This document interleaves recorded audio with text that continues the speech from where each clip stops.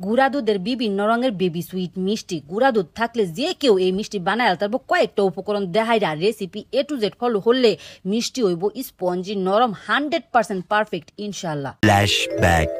আসসালামু আলাইকুম প্রিয় ভাই বোনেরা, আশা করি আল্লাহর রহমতে ব্যক্তি বালা আছেন, আমরাও বালা আছি আলহামদুলিল্লাহ।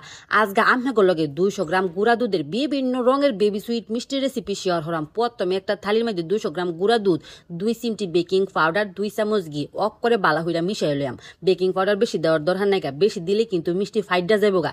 100 গ্রাম গুঁড়া দুধ দেখা যদি বানাই তে 1 চিমটি, 200 গ্রাম গুঁড়া দুধের লগে 2 চিমটি ওখানে 2টা ডিম একটা বাড়ির মধ্যে সুন্দর হইরা বাইঙ্গা লইয়াম।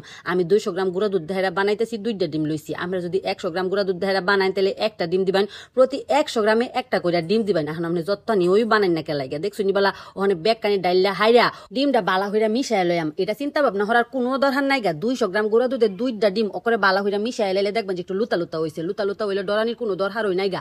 হাতের মাথা একটুখানি ঘি বাজাইয়া হাইরা ওখানে খালি মিষ্টির শেপটা দেয়া দিবেন। পর্যন্ত গুঁড়া দুধের অনেক মিষ্টি রেসিপি ওই আমি গোলকে শেয়ার করছি, কারণ আমার টাইম অনেক বেশি সহজ লাগে। আর আমরা অনেকেই কমেন্ট করুন মিষ্টি শক্ত হয়ে জায়গা বিতে শিরা ঢুকতেছে না।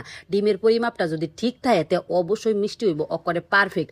ব্যাগটা ওই একই শেপ দেয়া দিতেছি। আমরা চাইলে যে কোনো আকৃতি দিতে পারেন, গুলো দিতে পারেন, আবার বুইতে বুইতেও বানাইতে পারেন। ওখানে খালি জাস্ট ভাজার ফালা কত গুছা হয়েছে দেখছি নিবালা ফুইল্লা এর সাথে ডাবল হয়ে যাবো গা। মিষ্টিটি বানাইয়া হাইরা আগে শিরাটা বানাই লইবেন। 2 গ্লাস চিনির লগে 1.5 গ্লাস পানি দিয়ে দিছি। দ্বিগুণ পানি দিবার যায় না যেতে, কিন্তু শিরাটা অনেকটা ওই পাতলা হয়ে যায়। ওখানে খালি মিশাই লইলাম চামচ ধরে মিশাইয়া হাইরা। পরে যখন দেখবেন যে চিনিটা মিশাই গেছে গা তখন ওই জাস্ট উড়াইয়া লাইবেন। উতলানি আমার কোনো দরকার নাই গা। ওখানে খালি মিষ্টিটি বাজালাম। তাওয়ার মধ্যে পরিমাণ মতো তেল দিয়ে দিছি। তেল দিয়ে হাইরা বেশি কিন্তু তোতা হরুন যাইতো না। যখন দেখবেন যে আঙ্গুল ডুবাইয়া হাইরা আঙ্গুলের মধ্যে ততাটা সইতাছে, হ্যাঁ বালা মিষ্টি দিয়ে দিয়া দিবেন। দেখছুনি বালা মিষ্টির মধ্যে কিন্তু ওখানে কোনো বুদবুদানি আইছে না। মিষ্টি ব্যাগটা দেয়া হারলে পরে দেখবেন যে আস্তে আস্তে বুদবুদানি আইতাছে। প্রথমে চামচ দেহারা লড়াচড়া হরুন যাইতো না, একটু নি জাকাই দিবেন তে ওই ওইব দেখবেন যে উপরে কি সুন্দর বা বাইশটা পড়ছে। ওখানে জাস্ট খালি উল্টায়া ফাল্টায়া বাইর জ্বালাইবেন। আমরা যেরকম কালার পছন্দ করুন সেরকম থাকতে ওই উড়াই লাইবেন। যখন দেখবেন যে ক্রিম ক্রিম একটা কালার আয় পড়ছে হেসুম বালা উড়াইবেন।